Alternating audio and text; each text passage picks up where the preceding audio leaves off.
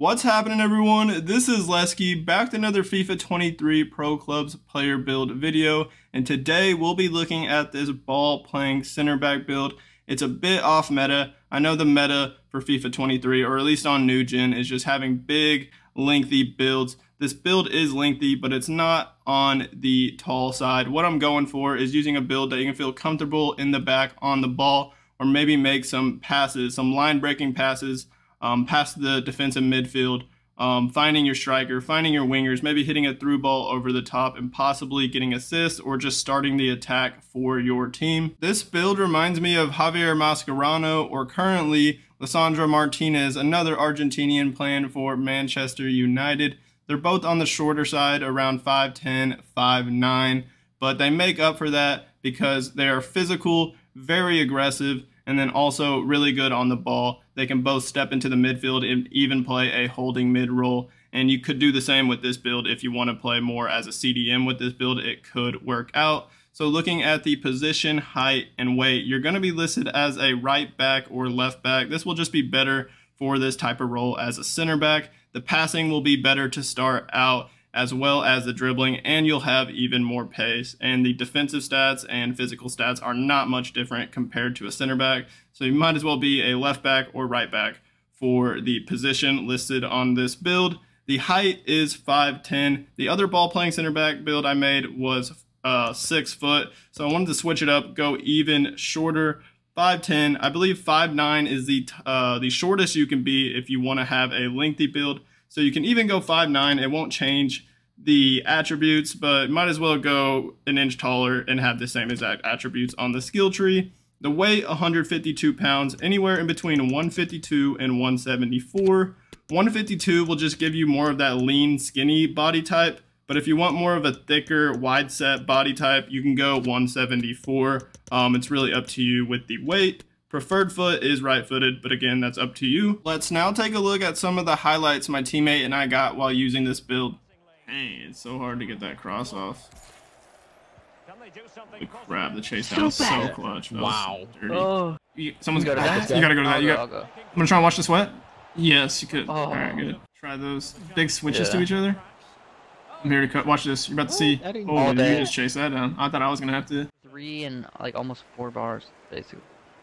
I think that's perfect if you can place it. Trying to really get at the opposition here. Right there. I need y'all to cook. Oh, why did you pass? Why would she ever play that? Entirely promising, but they got nothing out of it. Oh my god, she just threw him off. What? Kill you. Oh, get that. Let's go. Nice. Let's go. Wow, beautiful. There's the through ball perk on the weak foot, which is actually a 5-star because of the perk. Let's go. Right at the corner of the box. Following it. This guy is zooming. This build's so beastly defensively. Damn. Oh my god. How's the agile dribbling? Got the bone. Give me that. Oh, Oh my god. I just got rolled by your character. Oh, Nice. that's beautiful. That's what we want.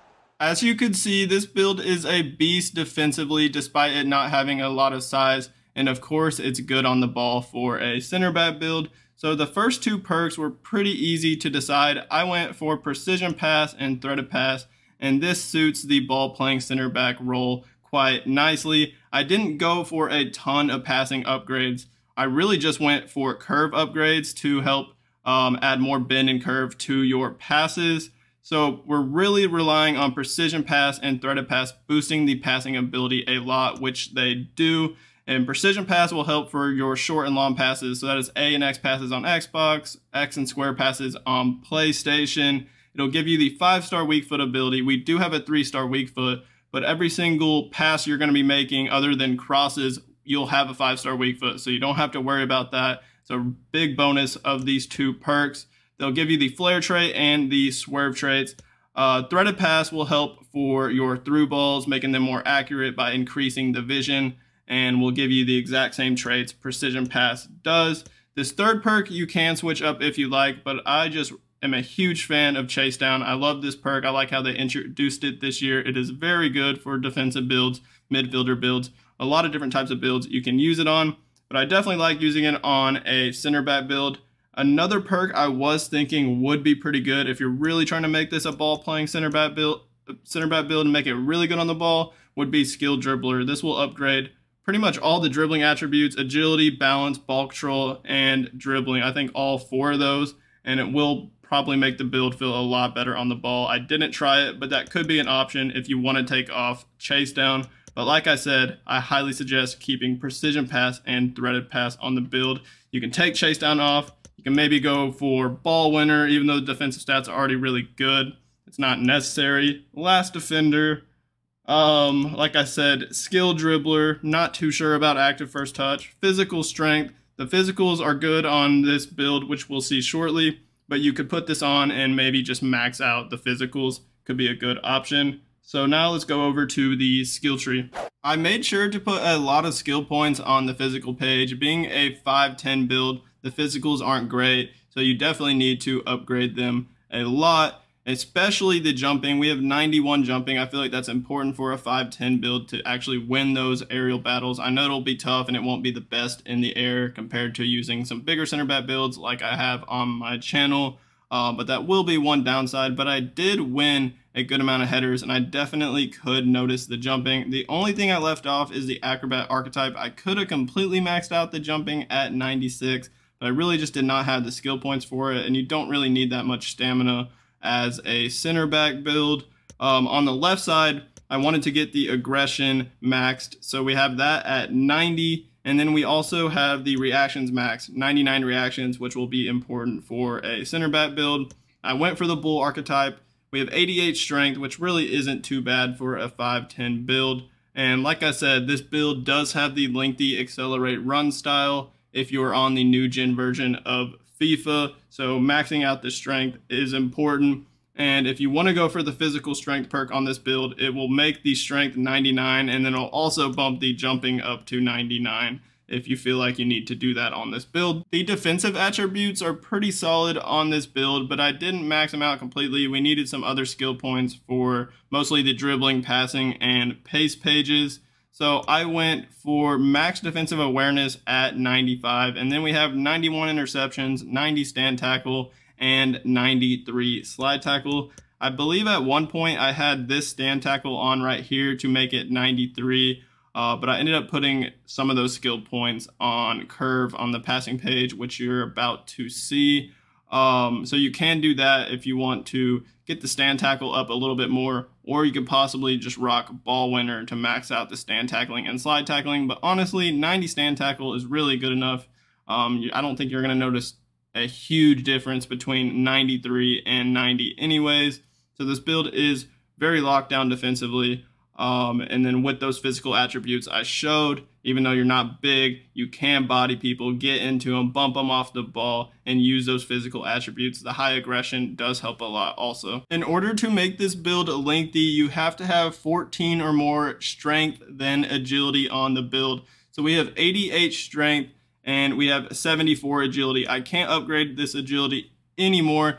Can't even get this +2 agility for 1 skill point, because 88 minus 74 is 14 exactly. So on this left side, I'm just going for a lot of dribbling upgrades. We almost maxed it out. The only thing we left off is this one. I'm not going to spend 4 skill points for +2 dribbling. So we have 81 dribbling, went for the Maestro archetype to bump the agility and dribbling up. And then we even have 4-star skills. If you're feeling a little cheeky, you can do some skill moves. And then on the right side, don't forget about this second section for the +2 balance. We have 86 balance going for the Lynx archetype, which will also upgrade the ball control. And then right here, I just went for this +4 ball control. So we have 87 ball control, which is very good for a center back build. The main difference between this build and the original ball playing center back build I have on my channel is this passing page. That original video, I had a lot of skill points on passing, mostly to get the vision and the long pass and short pass up. I believe I even went all the way down to the architect archetype. But later I found out about the perk spreadsheet that tells you the exact upgrades that each perk gives you. And both of those passing perks upgrade the vision and long passing and short passing a lot. So you really don't need to spend a lot of skill points on upgrading the passing ability when you have those 2 perks on. So on the left, you'll see I just went for this crossing right here, and then I was just trying to upgrade the curve because those 2 passing perks don't upgrade the curve other than giving you the swerve trait. So this high curve should make your passes even better along with the swerve trait that those perks give you.